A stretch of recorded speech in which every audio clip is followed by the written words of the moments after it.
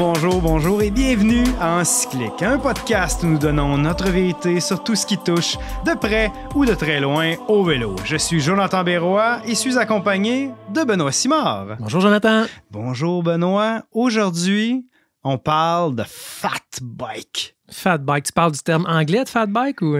Je sais que t'aimes pas la francisation de fat bike. Moi, je suis un passionné de français. J'aime vraiment utiliser les bons mots quand on peut ou quand on doit utiliser les bons mots. Il existe des bons mots. Il existe vélo à pneus surdimensionnés. Ça te fait pas mal de dire ça, toi? C'est un peu plus long. Comme tu sais, j'écris pour Vélo Mag. Et ils ont essayé depuis plusieurs années. Eux aussi, mais je comprends ce désir-là. De trouver, parfois, le mot n'existe pas. Il faut essayer d'être un peu proactif pour le trouver. Puis Vélo Mag, ils avaient essayé vélo dodu. Vélo dodu, c'est honteux. C'est honteux. Moi, je vois ça, vélo quand tu dodu. dis vélo dodu, ouais. Je vois mon ami Jacques. Oui, le rédacteur. Le rédacteur en chef de Vélo Mag, que j'adore, Jacques, là, mais ça me fait rigoler parce que vélo dodu, il n'y a personne qui dit ça. Ça te fait penser à quoi? Au cycliste ou au pneu qui est dodu? Mais justement, mon vélo, il est mince. Il est maigre. Le pneu, il est... Ben, il est pas maigre. C'est pas Obélix, là. Tes pneus de fat bike sont dodus? Vélo baise que parfois... Vélo baise, come on Joe, let's go. Sérieusement? Vélo, ouais. C'est deux activités qui, pratiquées séparément, sont agréables, mais en un seul mot, let's go. Je ne comprends pas. Voudrais-tu me l'expliquer? Non. Non, mais tu sais, on parlait, là, Jonathan et moi, l'autre jour, de pickleball. Ouais. Est-ce qu'il y a quelqu'un qui a voulu franciser pickleball? Ben, c'est... Hein? De la balle... pickle, voyons, de la balle cornichon. Ouais, mais sais-tu ça vient d'où, pickleball? J'ai aucune idée, mais le fat bike, ça vient du fat bike. Pas besoin de franciser pickleball, ça. C'est l'inventeur, ça a été inventé au chalet marinade à la balle. Non, ça n'a pas rapport du tout. C'est le nom, c'est le chien de l'inventeur du pickleball, s'appelait Pickle. Et je ne sais pas s'il allait tout le temps chercher. Heureusement qu'il n'y avait pas un tickle. Donc, tu ne peux pas franciser le nom du chien. Ouais. Mais après ça, bon, je sais que toi, tu dis soccer, football, baseball, on ne francise pas. Mais par contre, on dit pas road bike. On dit pas, on va dire peut-être gravel bike, mais mountain bike, mais on va dire vélo de montagne, vélo de gravel, vélo de route. Alors pourquoi ne pas franciser fat bike alors? Parce que tous les efforts de francisation qui ont été faits sont nuls. Donc, s'il y en avait on dit pas vélo dodu, on dit pas vélo baise et pneus surdimensionnés. Écoute, je suis limité dans le nombre de mots que je peux utiliser dans un texte, là. Bon, OK. Ben, quand est-ce que tu as commencé à faire du vélo dodu? Curieusement, c'est après les fêtes. Donc, peut-être que ça a rapport, dans le fond. Après les fêtes, il y a combien d'années? Moi, je crois que c'est en 2012. Parce que c'est au début ou à la fin de l'année 2012. Mm-hmm. C'est là qu'on a été comme un peu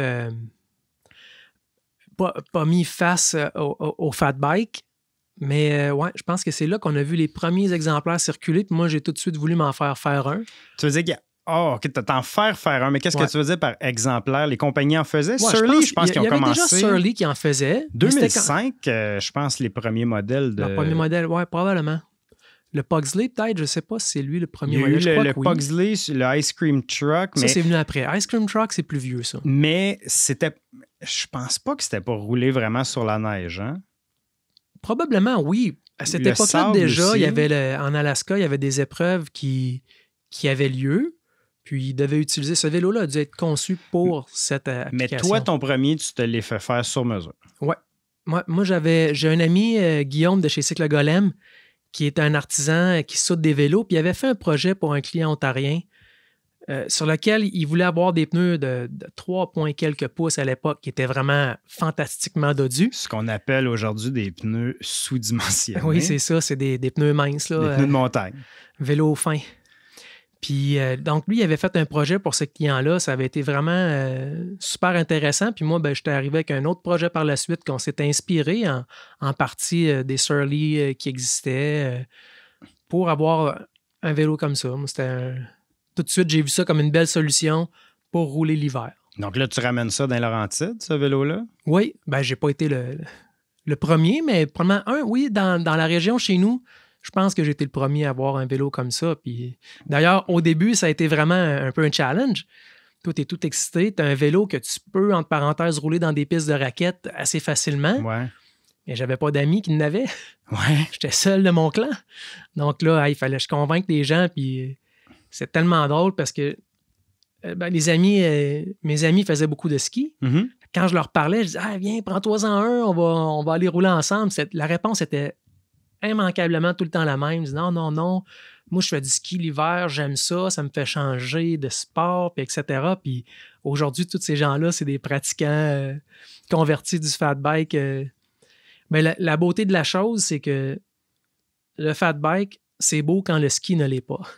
Ouais, on dit, moi, l'hiver, je fais du ski de fond, mais le ski de fond n'est pas beau 7 jours sur 7 ou pendant 4 mois, 5 mois de l'année. Quand ça fait quelques semaines qu'il n'y a pas neigé, puis les conditions de ski sont tôlées, que c'est dur, puis un peu glacé, c'est à ce moment-là que le fat bike est à son meilleur. Puis vraiment complémentaire au ski de fond, ouais. en fait. Ben oui. Puis tu sais, même, regarde, par exemple, toi, tu as commencé quand à en faire? Comme tout le monde dans la pandémie. Ah ouais, là, sérieux, ça fait pas plus longtemps que ça? Ah non, vraiment pas. 2020-21, quelque chose comme ça. Pas vrai, hiver 2021, parce que je suis revenu du Tour du Monde en raison de la pandémie. Donc, mars 2020. Ah, puis en Thaïlande, ils n'en font pas tant que ça? Ou En Amérique du Sud, donc, c'est l'hiver suivant. Ouais. OK. Mais je pense que, je ne sais pas avant s'il y avait beaucoup de pistes, mais je pense que ça s'est beaucoup développé dans les quelques dernières années, j'ai l'impression, les sentiers. J'ai fait mes recherches. OK. Mais nous, à la boutique, on a commencé officiellement, là, on a eu le go de la ville de Sainte-Adèle en 2015 pour tracer des pistes. Ah ouais? Ouais, parce qu'avant ça, mettons, moi, perso, de 2013 à 2015, c'était toujours en raquette. Donc là, un peu comme des raquetteurs. Là, Tu veux dire pour le traçage de pistes? Ouais. Donc, on roulait dans les pistes de raquettes. C'était OK. Ou peut-être une motoneige privée, mais encore là, non. Il n'y avait pas de piste de fat bike. C'était piste de raquette. Essentiellement, c'était ça. Puis, dans les pistes de raquettes, il y avait du monde qui marche avec des bottes. Il y a dû avoir bien des trous. Puis, encore là, je pense qu'il y avait moins de marcheurs à pied dans ce temps-là. Le crampon, le fameux crampon, n'était pas encore populaire. Okay. Tu sais, dans ce temps-là, il y avait beaucoup plus de neige qu'aujourd'hui, là, quand on était jeune. Là. Mais donc, je pense qu'il y avait vraiment moins de personnes qui se promenaient en crampon. C'était plus en raquette. Puis, tu roulais sur des pistes de motoneige? Très peu. Dans les Laurentides, il n'y en a pas. Mais tu t'as pas fait une course à un moment donné sur une piste de motoneige? Ça nous amène déjà ailleurs, dans le fond. On fait un saut dans le temps. Ouais. Puis effectivement, donc, on a organisé, nous, de notre côté, des événements, des sorties de fat bike dans le coin, tout ça. Puis quand j'ai vu passer ça, Jérôme Dionne, un de mes amis qui lui aussi, c'est un pionnier à sa manière, je pense, parce qu'il m'avait parlé d'un événement, la Wendigo. OK. C'est où ça? La Wendigo, ça se passe à Cobden, en Ontario. Cobden. Bon, alors à l'ouest d'Ottawa. Oui. Donc, Jérôme m'avait parlé de ça, puis il y avait quelque chose qui me parlait, moi, de l'aventure l'hiver. Je faisais du camping sauvage d'hiver dans le passé. Puis, un des attraits de cet événement-là, c'est que ça prenait tout ton équipement complet, sac de couchage moins 35, matelas de sol, de la bouffe, le nécessaire pour faire un feu. Ça, tu es obligé d'apporter ça. Ça fait partie du matériel obligatoire. C'est en quelle année? Ça devait être 2018. Ah, OK. Probablement 2018 ou l'année avant ça. Puis c'est quoi, tu parlais de Jérôme? Jérôme Dionne. Puis lui, c'est quoi son rôle dans cette histoire? C'est lui qui m'a fait connaître cet événement-là. Lui participait aussi? Oui, lui, il participait. Il avait participé l'année d'avant. Puis c'était son objectif de faire ça. Puis il m'avait parlé de cet événement-là, puis ça m'a vraiment chauffé à bloc. Fait que là, ça fait une couple d'années que tu fais du fat bike, tu décides de te rendre là en 2018. Ouais. Là, c'est un 160 quelques kilomètres. 160? Chemin de motoneige? Oui, quand même. Aller-retour, c'est quoi? Aller-retour. Mais ça, c'est pas tant que ça 160. Parce que l'année d'après, je suis retourné faire 200. Mais attends, mais ton 160, comment ça s'est passé? C'est une belle journée de vélo. Voyons, on part de bonne heure, puis... Tu vires d'abord, puis tu reviens. Écoute, il y avait eu des problèmes parce que la semaine précédente, cette édition-là, il a fait très chaud. Ouais. On devait rouler sur un lac. Le lac a calé. Ils ont perdu des motoneiges pour essayer de tracer une piste la semaine même. Tout a fondu. Puis, évidemment, ça n'avait pas eu le temps de regeler avant l'événement. Mais donc, ils ont tenu l'événement sur une piste de motoneige au lieu d'utiliser un parcours bucolique. Ouais, c'est pas très bucolique. OK. Mais c'est un bel événement de réflexion interne. Bon, fait que là, tu vas là, puis apportes ton sac de couchage, mais tu l'utilises On s'en sert pas, là. Vraiment, là. Je pense que c'est pour le folklore, là, parce que sinon, tu es à 200 mètres d'une maison quasiment tout le temps. Je ne commencerai pas à faire du camping dans le cours d'un monsieur ou d'une madame si je suis dans le trouble. Là, je vais aller cogner à la porte. Bon, 80, vire de bord, tu reviens. Ouais, Comment tu pizza performes? au milieu, c'est quand même pas pire. Pizza au milieu. Comment tu Poutine à la performes? fin. Ça va bien. C'est-à-dire? Malheureusement, je termine seul à l'avant. Ah ouais, ça, là. Non, mais tu sais, c'est quand même pas... donne la médaille d'or. Ouais, je pense que c'est un collant qui te donne. Là. Pourquoi tu veux pas le dire quand tu gagnes?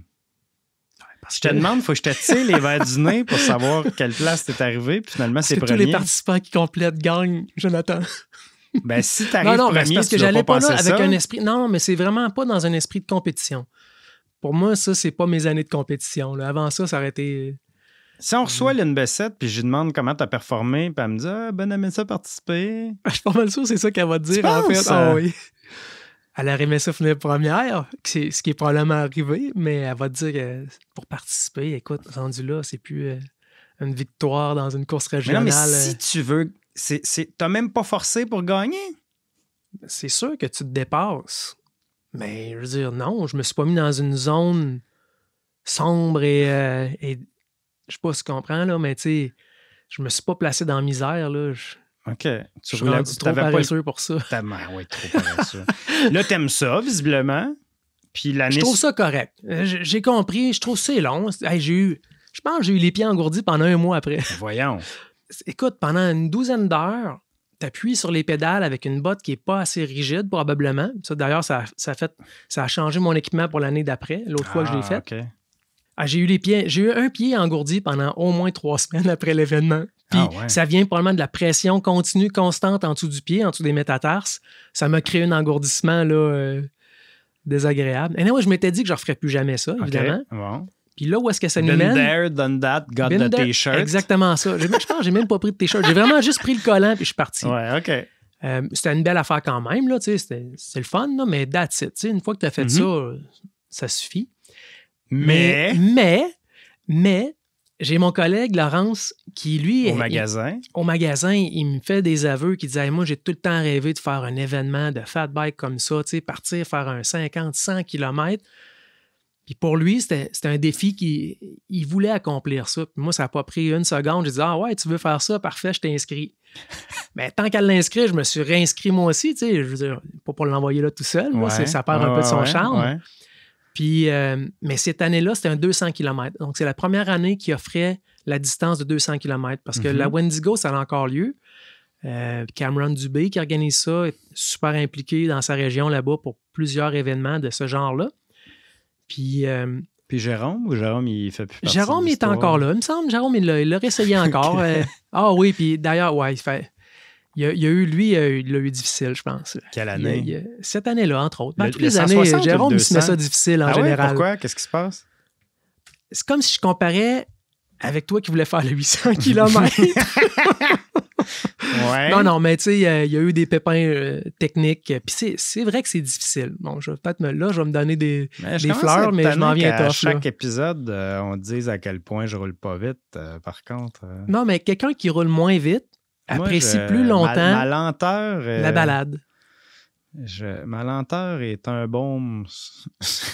J'en suis fier. Mais tu vois, peut-être que tu aurais besoin de moins de baume si tu roulais plus vite. C'est vrai. Les frictions feraient moins mal. Bon, 200 km. Ouais. Qu'est-ce qui se passe cette deuxième année? Là, Laurence, il est où là-dedans? Là? Laurence, il est resté dans son lit parce qu'il était malade comme un chien. Fait que là, tu le transportes, il est déjà malade? Je vais le chercher chez lui. Ouais. Ça paraît qu'il file pas. OK. On se dit pas un mot des 2h30 de route que ça prend, sinon plus pour se rendre là-bas. Mais là, son état dépérit de façon terrible. Il est resté couché toute la journée le lendemain aussi. Ou il a juste complètement abandonné le projet? Ah, il a abandonné le projet le soir même. La veille, il considérait même pas y aller. Il embarquait avec moi pour me faire plaisir, je pense. Là. Mais il est resté dans le lit toute la journée, littéralement. OK. Bon, là, toi, tu te lèves. Donc, moi, je me lève et je vais le faire. 4 heures du matin, là, sûrement, ça? Le départ, c'est aux alentours de 6h30. OK, donc, joyeux. Puis 6h30, il fait déjà moins 25. Pied d'un pédale. Pied sur les pédales, puis on part. D'ailleurs, cette édition-là, c'était le plus chaud de la journée, c'était moins 25. Donc, il a fait jusqu'à moins 28, je pense. Comment tu es habillé? Puis je comment parle pas tu de vent, gères là. ta chaleur? Ben, comment tu gères ta froideur?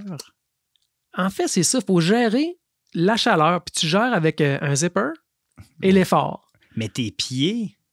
À ce moment-là, j'avais fait un choix d'une nouvelle paire de bottes avec chaussons très, très chauds, semelles en carbone sur des bottes de fat à clip. Donc, c'est des bottes de 45 North, la Wolfgar, un gros modèle méchant, là. Mais tu sais, pour ce type d'aventure-là, c'était vraiment bien. Puis là, on se lance pour un 200 km. Donc, c'est vraiment important de gérer sa chaleur à ce moment-là, puis surtout pas transpirer.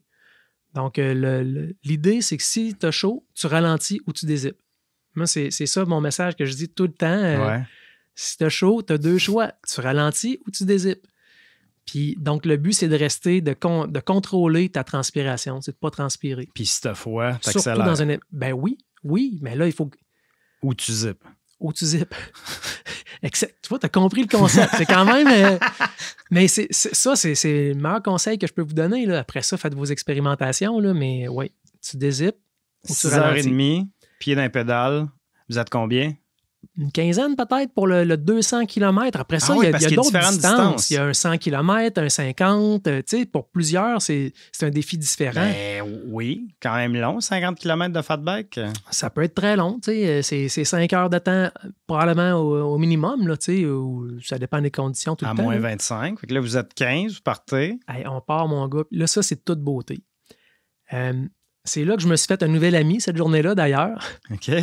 Puis on part, puis on est en peloton pour la première demi-heure au moins. En peloton? Oui, bien, en peloton.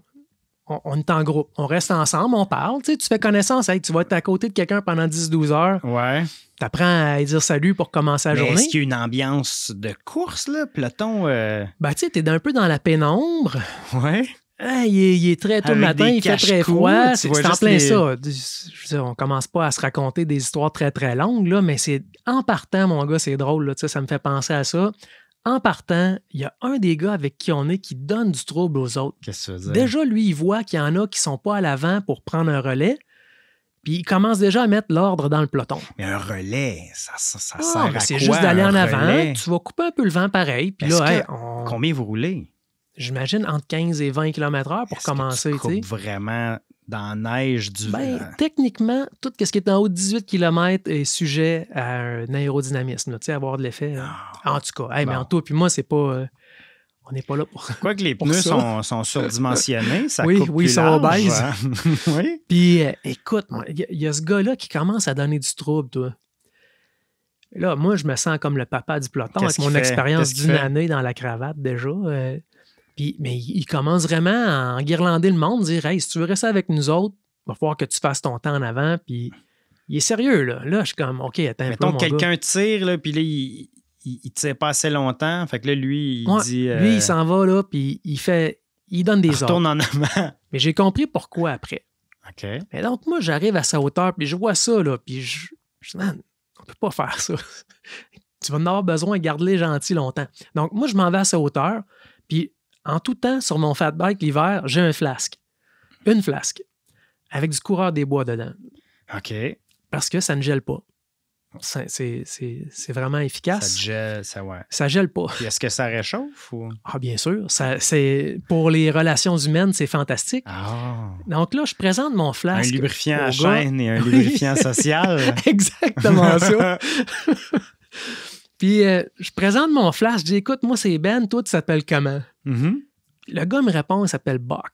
Buck.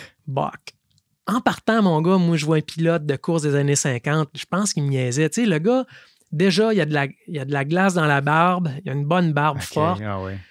C'est hallucinant, la vision que...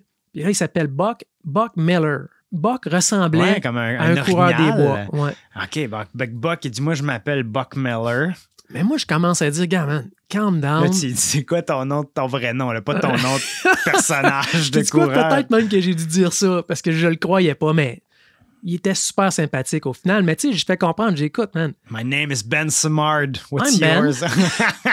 Moi, j'ai pas un nom funky comme ça. Tu donnes ta flasque? Je donne la flasque. Gars, prends-en une gorgée. Il est 7 heures du matin, mon gars. Une petite gorgée de whisky à l'érable. On va se replacer comme il faut. Puis je fais comprendre qu'écoute, on va avoir besoin de ces gars-là pendant encore au moins une dizaine d'heures. Fait que brûle-les pas tout de suite. Garde-en un peu pour qu'ils nous suivent encore un bout de temps. Puis on est devenus super chums. Puis comme de fait, on a passé la journée complète ensemble. Tu vois, cette année-là, on a fini ex aequo ensemble. Là, vole-moi pas le punch, là. Qu'est-ce Ok. qui à tout le long, mettons, là, vous êtes à kilomètre 10, là. Qu'est-ce qui se passe entre 10 et 200? Entre 10 et 200, écoute, naturellement, peut-être le peloton, Ouais. bien qu'assez tiré. OK. Puis on se passe la position de tête, lui puis moi, parce que clairement, on est un peu plus fort que les autres. Donc, on est partis ensemble comme ça. Puis peut-être que pendant 1 heure, c'est moi qui avais 10 minutes d'avance. Puis après ça, lui, il a rattrapé puis il a pris une couple de minutes d'avance. Mais quand on s'est rejoint, je pense que je suis arrivé avant lui à la première moitié du parcours. OK. Puis il a fini par me rattraper à quelque part dans la deuxième moitié. Mais là, on a décidé de travailler ensemble. Pour la motivation, puis pour... Ah, de toujours rouler ensemble. Ben oui, tu sais, puis on a bien compris qu'on était tous les deux costauds, mais que il n'y a pas vraiment de tu sais, il n'y a pas d'avantage à détruire l'autre puis à le laisser dans la Là, neige en il fait arrière. encore moins 25. Il fait encore comment vous moins gérez 25. ça? Puis on parlait de gestion de chaleur tantôt. Ouais. Buck n'avait pas lu mon livre par rapport à ça. OK. Lui, là, il il zippait était... puis il dézippait pas? Ah non, lui, c'était à bloc, tout trempe. Il était glacé, là, des pieds jusqu'à la barbe. Hein? Ses vêtements étaient durs comme une table en Voyons. bois, là. Sérieux? Ben oui, parce qu'il a transpiré. Puis là, Ses il est pogné vêtements ont avec glacé. ça. Ah ouais. Puis donc là, ça fait... Je sais plus combien d'heures qu'on roule. Probablement que ça nous a pris entre 12 et 14 heures faire le 200 au complet. Puis ça, je parle... C'est probablement... il devait rester 1 ou 2 heures à faire encore. OK. Mais à ce moment-là, moi, j'ai les genoux complètement détruits. J'ai mal aux genoux. Je pense que je me suis gelé les genoux. Ça, puis peut-être que j'ai fait 160 km de vélo aussi. Ça aide pas. T'es rendu où dans ta flasque? Il y a peut-être ça qui aide pas. Il manquait de flasque un petit peu. Après 15 km, il n'y en avait plus. Ouais, on a dû se rendre à mi-chemin, mettons, OK. tu sais, Puis pour là, être mais là, conservateur. attends. Là, tu fais 12. Là, ça fait au moins 12 heures que tu roules. Fait qu'il fait à nouveau noir. Ah oui, Mais là, ah le oui, monde parce que qui tu sont pars en à la arrière- noirceur, tu termines à la Mais noirceur. les gens là, qui sont en arrière de toi, ils finissent dans le milieu de la nuit ou même plus. Ah, il y en a qui vont terminer à 1 h du matin, 2 h du matin, wow. sinon plus, là, tu sais. Ça fait C'est longtemps que je quasiment dors dangereux. rendu là, moi je le sais pas, là, C'est ma quasiment poutine est mangée. dangereux. Puis, Avec le froid, c'est quasiment dangereux. mais c'est pour ça qu'ils exigent d'avoir le matériel nécessaire, que si jamais tu te sens en détresse et qu'il faut que tu t'installes, tu te réchauffes, ben, tu dois l'avoir avec toi. Peut-être que moi, à la vitesse que je voulais aller ou que je pensais aller, j'aurais pas eu besoin de ça, puis j'aurais peut-être été plus vite si j'avais pas eu Ah ouais. 30 livres de stock pour rien. Il reste 1 heure, tu disais?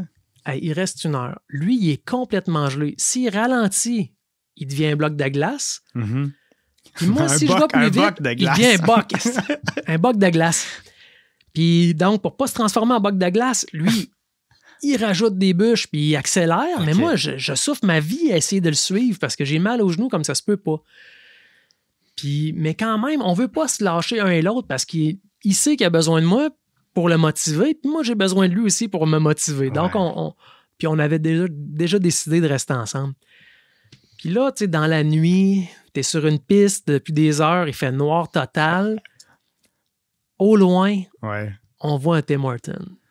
Une grande affiche. C'est une grande affiche. Mais donc, on sort du parcours officiel, ce qu'on a le droit de La faire. piste de motoneige. Mais pourquoi, attends, pourquoi la piste de motoneige encore l'année suivante? Je pensais que le vrai parcours, c'était sur un lac. Écoute, Ils ont juste abandonné cette idée-là? oui, mais c'était bien plus simple. Là. Écoute, baliser un parcours de 200 km, là, c'est Fait de que là, la c'était peau, juste là. à chaque année. Est-ce que c'est encore aller-retour sur la piste de motoneige? Là, par exemple, Laurence n'a pas fait de pression pour y retourner encore, fait que je tiens ça mort. Je le sais pas, OK? Je sais pas c'est quoi le parcours. Hey, bon, OK. J'avais complètement oublié que Laurence était dans l'équation. Pauvre lui. Il est revenu Buck, avec il a moi pris sa après, place. mais il Ben oui. a jamais fait la demande pour y retourner, fait que moi, Incroyable.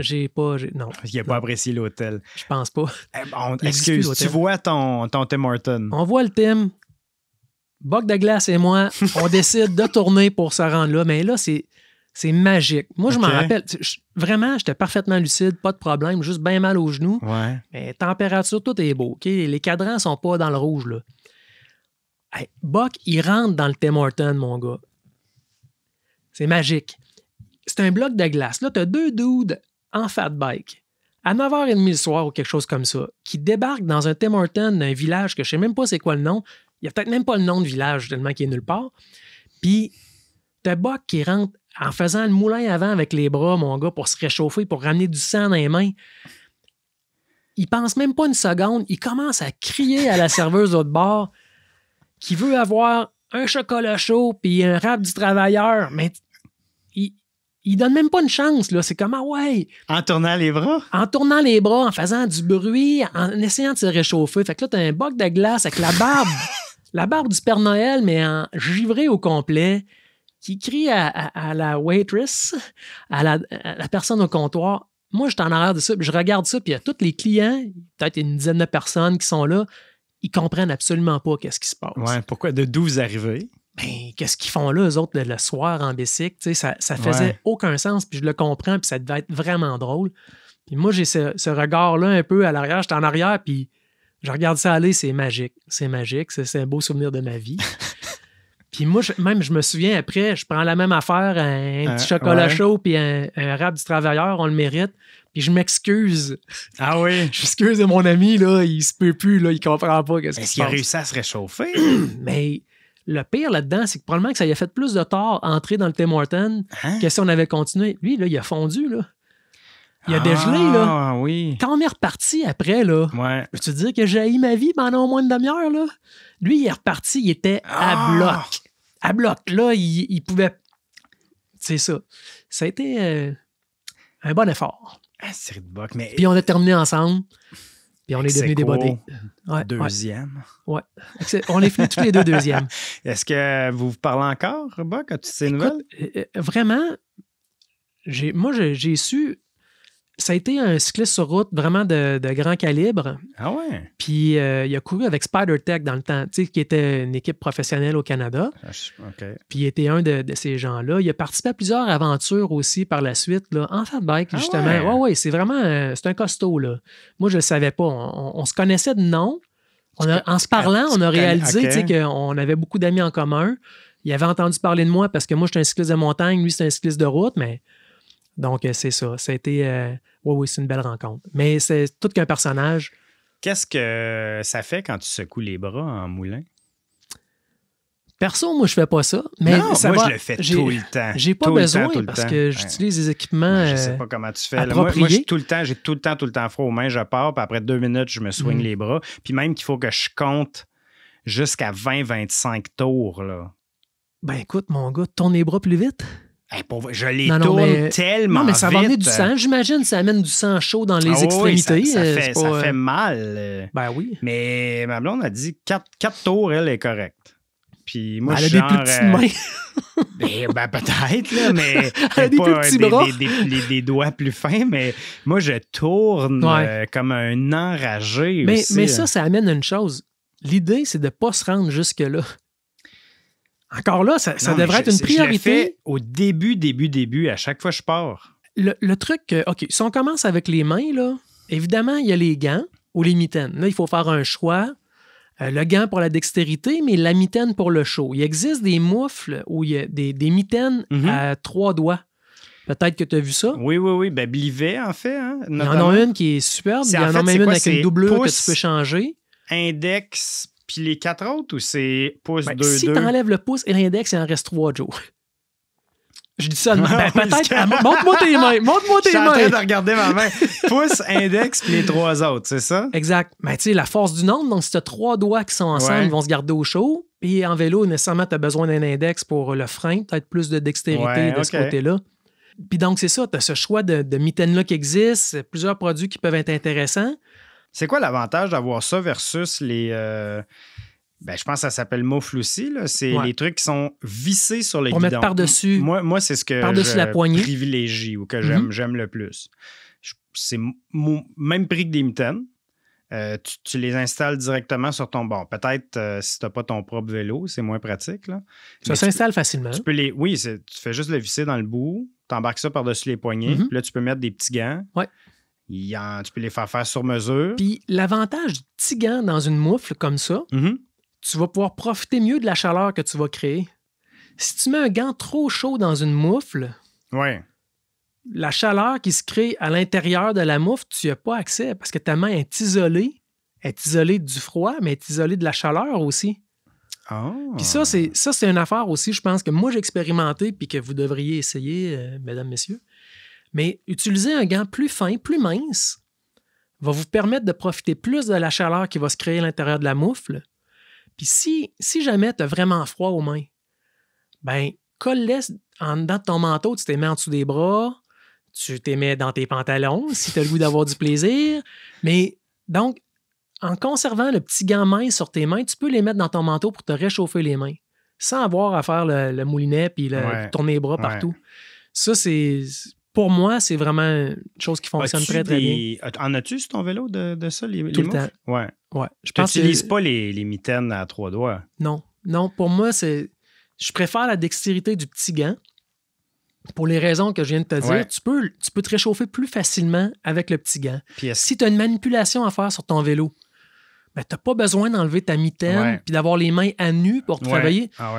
Toutes ces raisons-là font pour moi que c'est plus pratique. Tes moufles, est-ce que c'est des C uniques, toi aussi? Absolument. Okay. Oui, préparé par Denise Lévesque, une amie. Ouais. Puis à l'époque. Tu fabriques ça à main? Ben oui, à la main avec une machine à coudre, évidemment.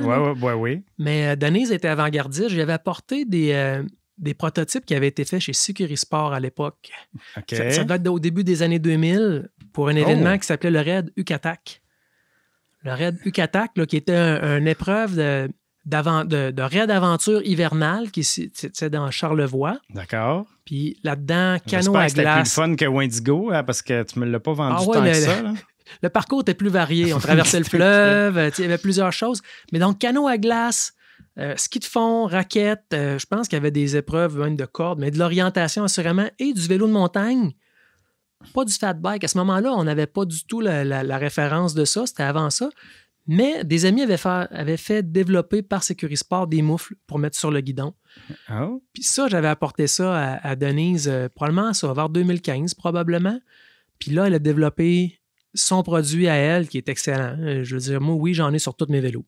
Denise, ce qui est fou, c'est que quand j'ai acheté ces moufles-là, ben, je regardais un peu. C'est peut-être même toi qui m'en avais parlé. Puis là, je suis allé chez elle. Oui. Puis elle me disait qu'elle était inhalothérapeute avant. Qu'elle a commencé à faire ça probablement parce qu'il mettait de la pression d'en faire plus. Puis maintenant, elle fait ça à temps plein. Elle dit, ça sort... Je pense qu'elle a pris un congé... Ah, ouais, sans solde, hein, peut-être, pour pouvoir se consacrer à cette expérience de couture-là. Ouais. Puis probablement que ça en vaut le coup, là. Elle est occupée pas mal. Ah, tant mieux. Mais c'est un excellent produit. Ouais. Sur mesure, couleur, grandeur. Tu peux faire des couleurs, les miens, il y a un petit élastique dans lequel tu rentres c'est à peu près autour de ton poignet ou de ton avant-bras. Ça peut nous amener à parler des différents modèles de moufles qui existent aussi. Il y en a des moufles peut-être plus pour des longues distances. Expédition. Donc là, justement, le trou par lequel on va entrer la main dans la moufle va être plus serré, plus ajusté. Des fois, la moufle, elle va être plus haute aussi à l'avant-bras pour protéger un petit peu plus l'avant-bras. Ça va garder plus chaud. Puis par rapport aux moufles peut-être plus sportives, ben là, l'entrée va être plus courte puis plus facile pour sortir et entrer les mains. C'est peut-être ça un peu. Puis toi, tu dois avoir un modèle qui a un collet qui permet de garder plus de chaleur à l'intérieur, mais quand vient le temps d'entrer et de sortir la main, c'est peut-être plus compliqué. Mais encore là, moi, je trouve vraiment pas ça compliqué. Puis il y a une fermeture éclair autour. Fait que tu peux utiliser soit... Tu peux enlever le collet. Oui. Donc, s'il fait au printemps ou à l'automne, tu veux utiliser... tu n'es pas obligé d'avoir tout le kit. Je trouve que c'est le design parfait. Vraiment, oui. Génial. Quoi d'autre comment on s'habille en fat bike? Est-ce que tu t'habilles exactement comment ce qu'ils te font? C'est une excellente référence. Oui, OK. Mais vraiment, comment ce qu'ils te font? Tu vas utiliser un vêtement qui, à l'avant, va être plus coupe-vent. Donc, pour couper le vent. Puis à l'arrière, tu veux quelque chose qui va pouvoir évacuer plus la transpiration et la chaleur. Qu'est-ce qu'ils te font? Ben, sais-tu quoi, même les vitesses auxquelles on va se ressemblent énormément. Ouais. Tu sais, en fat bike, tu as l'impression que tu roules à Mach 1000, là, mais tu roules à 10 km/h dans un sentier peut-être qu'il y a 50 cm, 60 cm de large, là, des fois. Là. Ouais. Donc, c'est l'effet Star Wars. Tu as l'impression que tout va super vite. Là. Ouais.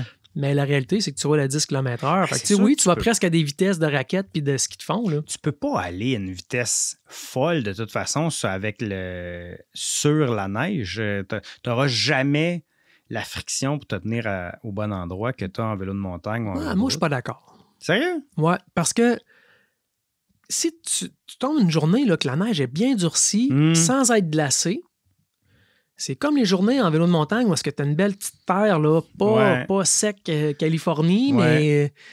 Okay. Hero Mais la Dirt, là, t'as différence, ça je pense en que neige aussi. Là. c'est la largeur de la piste qui fait que ton pilotage doit être plus précis qu'en vélo de dès que tu mets la roue à côté, qu'est-ce qui se passe? Là, ça freine. Qu'est-ce qui est le fun habituellement? Puis là, peut-être que ce début de saison-là, il est compliqué cette année, mais sinon, tu tombes dans la neige, il n'y a pas de problème. Non, là, tu peux jamais... Est-ce que tu peux te faire mal? Oui. OK. Pour comment? On peut se faire mal. Début de saison, quand tu tombes et que la roche est à 2 cm en dessous de la neige. Ou si un arbre te tombe dessus. Te tombe dessus ou toi, tu rentres dans un arbre. Ben là, ça, c'est toi qui décides. Je préfère mon explication. Là, ça enlève ma responsabilité de la chose. Bon. Là. Mais, tu sais, je veux dire, il demeure qu'il y a des risques. Mais on enlève les roches, les racines, les trous.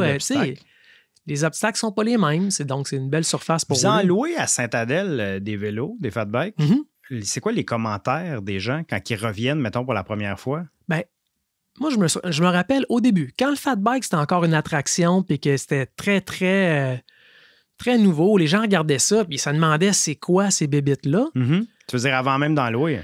Donc, quand on a commencé à en louer, peut-être aux alentours de 2015, on a commencé à louer des fats.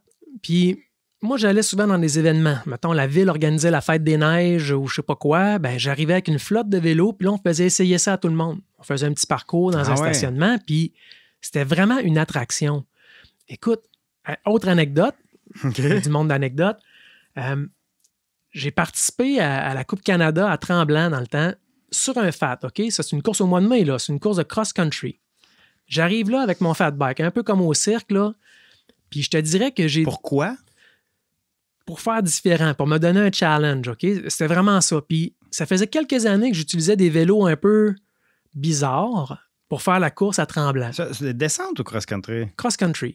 Maintenant, une année, j'étais arrivé avec un vélo single speed, pas de suspension, mais avec des roues normales, en parenthèse. Mais c'est ouvert à tous, faut que tu te qualifies? Non, c'est une compétition que tu t'inscris puis tu peux participer. Là. C'est une compétition de niveau national, mais je veux dire, c'est tel quel. Coupe Canada? Oui. Ben ça, c'est un circuit national qui a plusieurs courses, mais ça, c'est pas grave, c'est pas important. Là. Amène-moi pas là. Mais pourquoi? C'est quoi ton objectif? C'était pour me donner un autre challenge. Ça faisait des années que je faisais cette course-là, puis là, si tu veux, j'entre dans ma psychologie. L'avais-tu gagné? J'ai terminé 2e une fois. Bon, fait que t'avais encore des croûtes à manger. Non, tu sais, moi-même, je m'entraînais plus de la même façon que je le faisais dans le passé. Puis si je m'étais entraîné très fort, j'aurais fini encore 5e, ou 10e, ou peu importe, mais j'avais rien à prouver. Je voulais juste me donner un nouveau défi.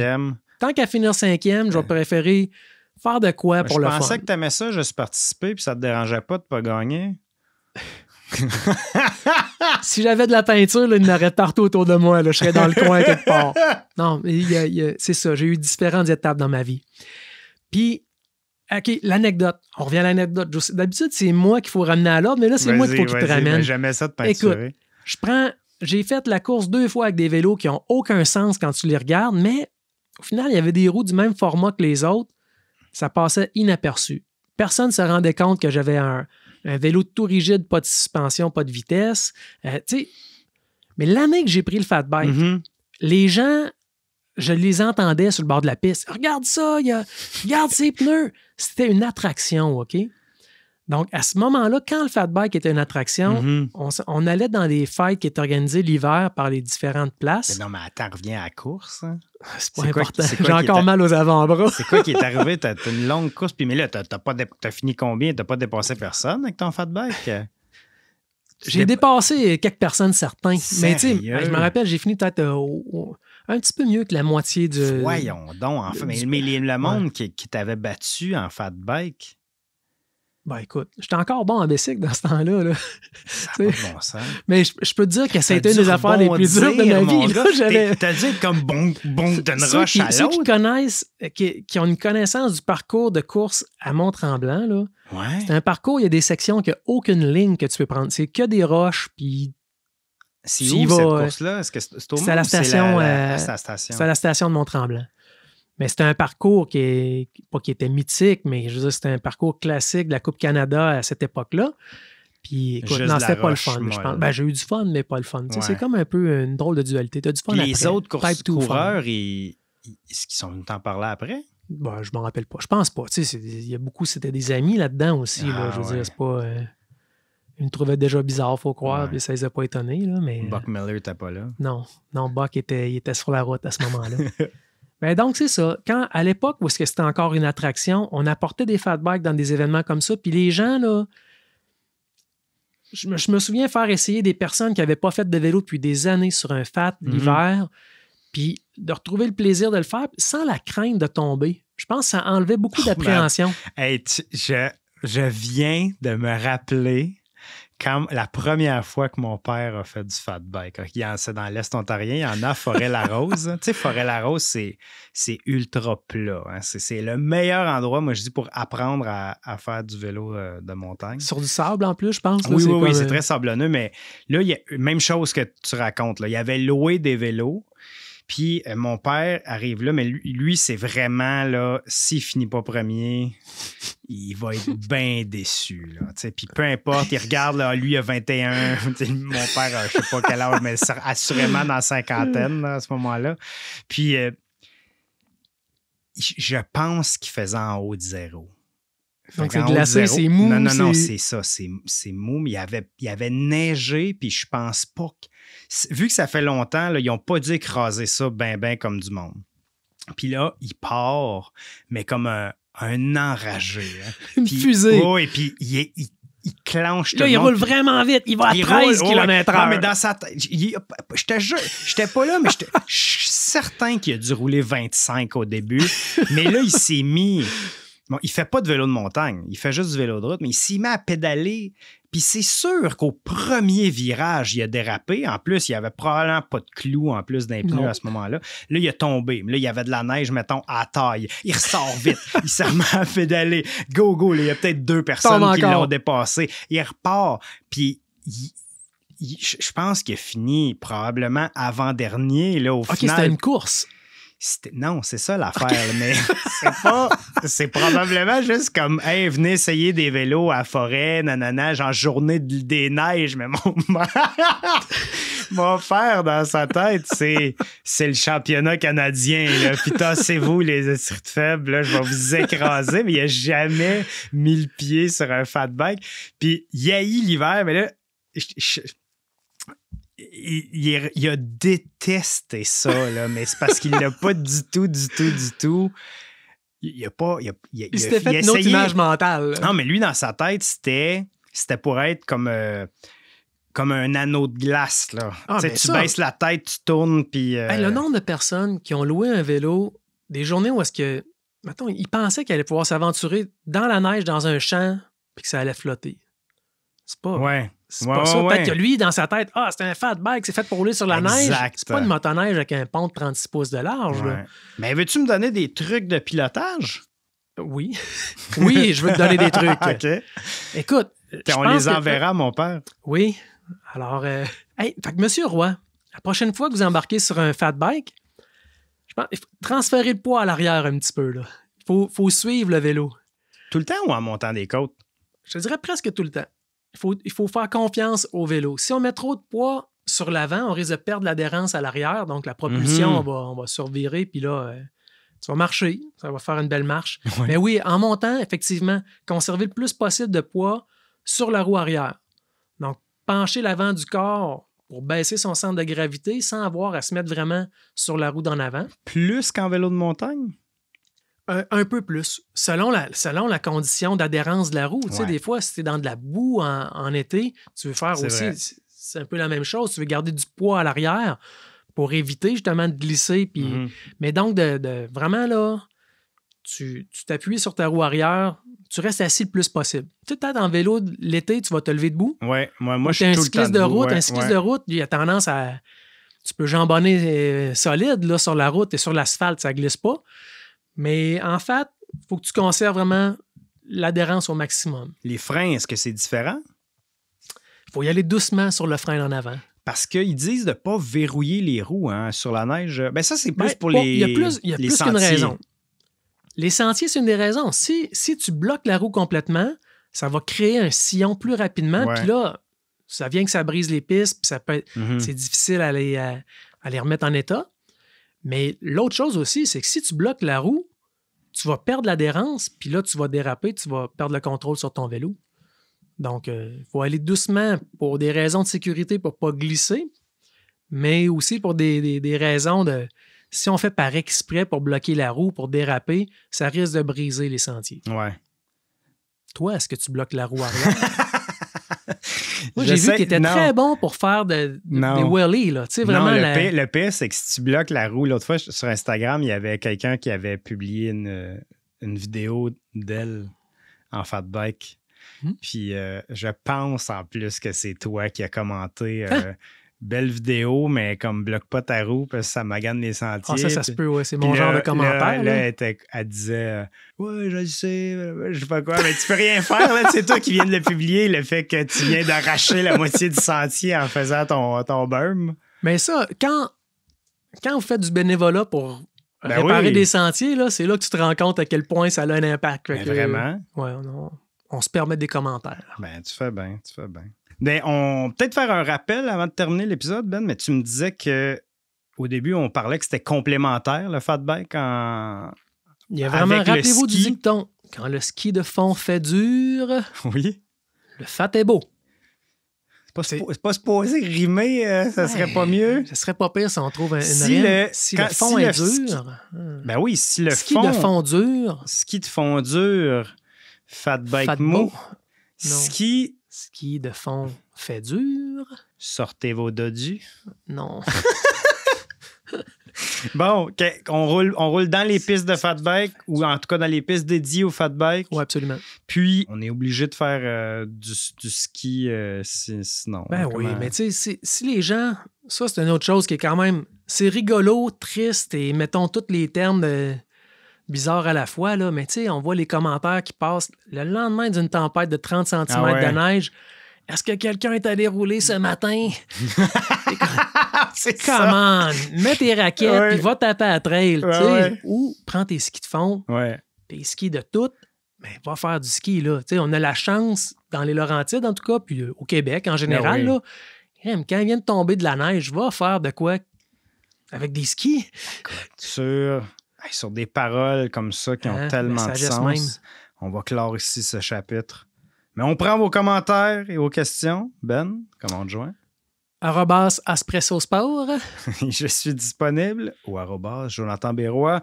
Merci pour votre écoute et à bientôt pour d'autres encycliques.